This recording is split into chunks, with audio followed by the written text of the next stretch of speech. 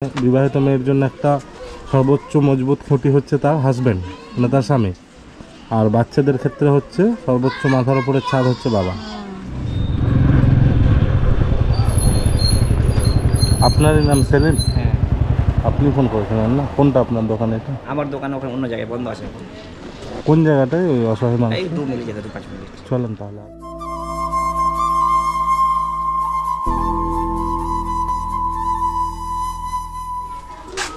ওই আসমা, তো আপনার একটার কামনার মধ্যে সব থাকছেন বাচ্চাগুলো? মানে ঘরটাই অবধি কমপ্লিট করেছিলেন, দিয়ে আর করতে পারেননি? আপনার হাজবেন্ড কি কাজ করতে হবে? মানে তো না ভালো সব ছেলেপুলে। আপনার হাজবেন্ড কি কাজ করতো? আপনার স্বামী বাইরে কাজ করতো, কিসের কাজ করতো? ওই পাঁচমিশালা ধরো কি দিয়া কাজ করতে করতে ধরো কি মানে কি হয়ে মানে মারা গেছে? মানে হার্ট স্ট্রোক হয়েছে। আর স্টক আজকে করেছে। তোমার নাম কি? আলমগীর। আলমগীর। আর তোমার নাম? নাজমা। হ্যাঁ, জুয়েল। আর তোমার নাম? নাফিসা। বাহ, সব্বার নাম ভালো তো। তোমরা ঈদের জামা কাপড় কিনেছো? হ্যাঁ, কে কিনে দিয়েছিল? হ্যাঁ দেওয়াররা দিলে, তাই দেওয়াররা ধরো কি কিছু দিলে ধরো কি পাশে ধরো কি কিছু দিলে। মানে সব বাইরে হয়েছে জামা কাপড়? হ্যাঁ ছেলেরা কিনেছি ধরো কি দিলে, ও দিলে ধরো কিনেছি 2 টাকা তো কোনো রোজার দিনে ধরো। জামা কাপড় কিনলেই তো ঈদ হয়ে যাবে সেটা না। এই সেলিম ভাই আমাকে ফোন করেছিল। হ্যাঁ, অত্যন্ত অসহায় বললাম আমাকে, আমি কথা বলে তারপরে এদিকে আসলাম। মাথার ওপর সর্বোচ্চ বড় ছাদ হচ্ছে নিজের হাজবেন্ড, আর বাচ্চাদের ক্ষেত্রে হচ্ছে তার বাবা, আর না হলে বড় ভাই বা বড় দাদা। বাবা রান দিবে, মায়েরা ধরো কি করে দিবে। হ্যাঁ, একটা মানে বিবাহিত মেয়ের জন্য একটা সর্বোচ্চ মজবুত খুঁটি হচ্ছে তার হাজবেন্ড, মানে তার স্বামী।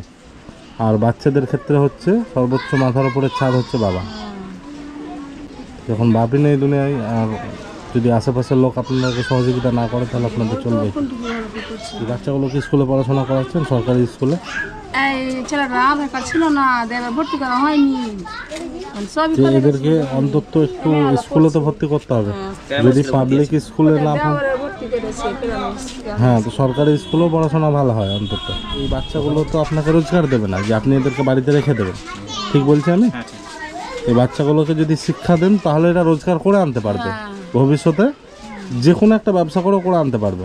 আর বাড়িতে বসে রেখে এরা রোজগার দেবে না, কিছুই করবে না, তাহলে এদেরকে এটা ওটা করে যে ধরো কি 100 টাকা করে নিলো, কি করে নিলো ধরো কি কোন কি। হ্যাঁ, তো ও যাই করুক, স্কুলের টাইমে স্কুলে পাঠিয়ে দেবেন, তারপরে এসে যে কাজটা করবে বাড়িতে কাজটা করবে, তাই না? নাহলে এদেরও ভবিষ্যৎটা খারাপ হয়ে যাবে। যেহেতু এক তো এখন পেরেশানি অসহায় আছেন, এরাকে ঠিক মতন যদি না করতে পারেন তাহলে আরও ভবিষ্যতে অসহায় হয়ে যাবে। যখন আপনার আরও বয়স হয়ে যাবে, আপনার এখনও বল শক্তি আছে, ভবিষ্যতে আপনার আরও বয়স হয়ে গেলে তখন এরাই সাহারা হবে। ধরো এখন ওষুধের বলে চলছি, এখন ধরো কি স্বামী মরে ধরো পেটের অসুখ হলো, সুগার হয়ে গেলো, সুগার ফুটে গেলো, সুগার পায়ে আল্লাহ দিয়েছে ধরো কি ভালো হয়েছে। আর এই সেলিম ভাই বলে এনারা তো একটা খুব ভালো কাজ করছে, যেটা আমি শুনলাম। প্রায় এনাদের গ্রুপে 200 মেম্বার আছে। আপনি এদিকে আছেন একটু, তো এই সেলিম ভাইয়ের গ্রুপে নাকি 200 মেম্বার আছে, তাই তো? তো ওনারা এত সুন্দর কাজ করে যে অসহায় মানুষদেরকে দেখাশোনা সব কিছুই করে, যতটা সামর্থ্য হয়। কোনো মেয়ের যদি বিয়ে দিতে না পারে কেউ, তো এনাদের গ্রুপ থেকে গিয়ে তাদেরকে উদ্ধার করে, বা কোনো অসহায় মানুষ থাকলে সবসময়ের জন্য। যেমন আমাকে আরেকটা কথা বললো যে সামনে ঈদ আছে আমাদের, ঈদে ওনারা লাচা সেমুই যেগুলো লাগে A to Z ঈদের যে খাবার,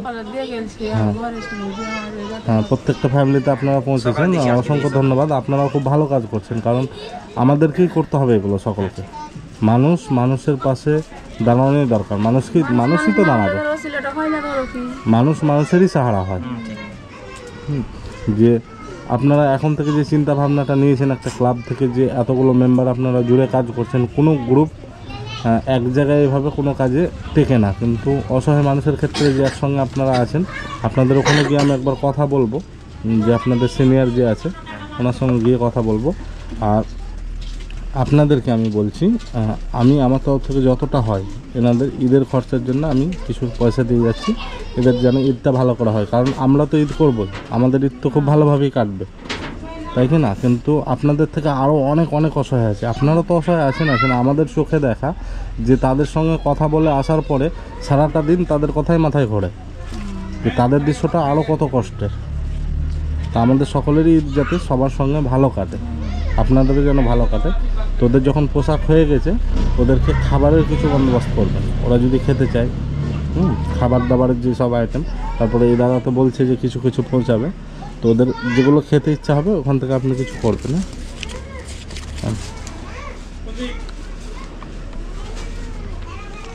আর যদি ড্রেস পোশাক না হতো তাহলে আমি হয়তো ড্রেস পোশাকটাও ওদেরকে নিয়ে যেয়ে দোকান থেকে আমি নিয়ে দিতাম। দেওয়ার দোকান আছে আপনার ড্রেস করে। ওই চারজনকে নিয়ে যেয়ে হয়তো আমি কিছু একটা প্যান্ট জামা হয়তো ব্যবস্থা করে দিতাম। যখন হয়ে গেছে এদের খাবারের অভাবটা দেবেন না, অন্তত ঈদের দিনটা, ঈদটা যেন সবারই আনন্দ করে কাটে। আর অবশ্যই অবশ্যই বাচ্চাগুলোকে আপনি ভালো স্কুলে না পড়াতে পারলো, মানে ভালো স্কুলে না পড়াতে পারলো, অন্তত একটা গভর্নমেন্ট স্কুলে পড়ালেও তার ভ্যালু আছে। লেলেছে ধরো কি ওই যাওয়ারই পড়েছে মেয়েটাকে, আর এই দুটো নাম পড়াছে, এটা আশা কাটে লাগে ভর্তি করা হয়নি, এবার ভর্তি করবো। আর লালগোলা থেকে তো আপনি জানেন কতটা রাস্তায় দেখে, মানে আমি লালগোলা থেকে মানে আমি 50 কিলোমিটার।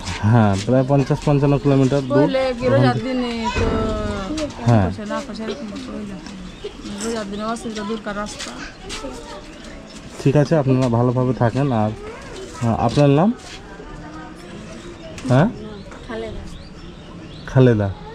কত বয়স হলো আপনার মেয়েটা? হ্যাঁ মানে আর 2-3 বছর পরে। বিয়ে দিতে হবে 2-3 মাস পরে। ঠিক আছে, এইভাবে চলতে থাকবে। জীবন মানুষের ধরেন আপ ডাউন থাকে। হ্যাঁ, জীবনে প্রত্যেকটা মানুষের লাইফে কখনো অন্ধকার কখনো আলো, এই জিনিসটা আসতে থাকবে। সব জিনিসটাকে আমাদেরকে সম্মান করতে হবে, সময়ের সঙ্গে আমাদেরকে তাল মিলিয়ে চলতে হবে। আর এই ভাই আছে সেলিম ভাই, বিয়ের জন্যে যদি লাগে তো এনাদের তো গ্রুপ আছেই আছে। আমি আবার সেলিম ভাইয়ের সঙ্গে আমার টাচে থাকবে, যোগাযোগও থাকবে। ঠিক আছে, ঠিক আছে, ভালো থাকেন।